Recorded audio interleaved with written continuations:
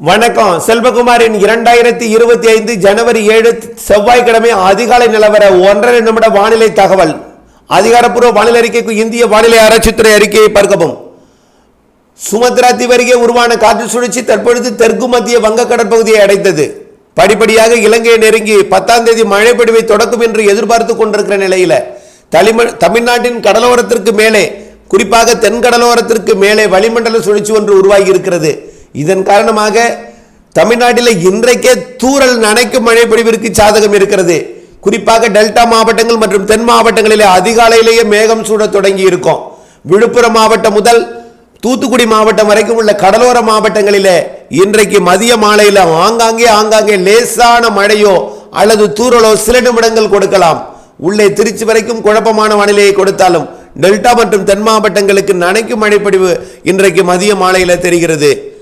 மழைப்பொழிவை பொறுத்த வரைக்கும் நாளை கொஞ்சம் தீவிரம் குறைவாக இந்த காற்று சுழற்சி விலகி இருந்தாலும் மீண்டும் 9ஆம் தேதியிலிருந்து நனைக்கும் மழை தூறல் மழைப்பொழிவை தொடக்கி 10ஆம் தேதியிலிருந்து மழைப்பொழிவு படிப்படியாக தீவிரமடையும்.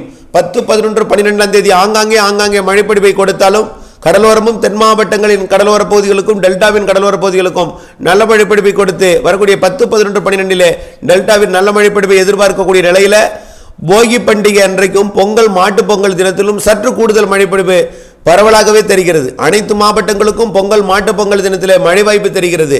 போகி, பொங்கல், மாட்டு பொங்கல் 3 நாட்களுக்கும் மழை வாய்ப்பு தெரிகிறது என்பதை நினைவில் கொண்டு அறுவடைக்கு இடைவெளி அறிந்து வானிலை அறிந்து விவசாயம் செய்திடவும் இடைவெளி அறிந்து அறுவடை செய்திடவும் அன்போடு கேட்டுக்கொள்கிறேன். அதற்கு பிறகு மழை வாய்ப்பு இருந்தாலும் இடைவெளியும் இருக்கிறது.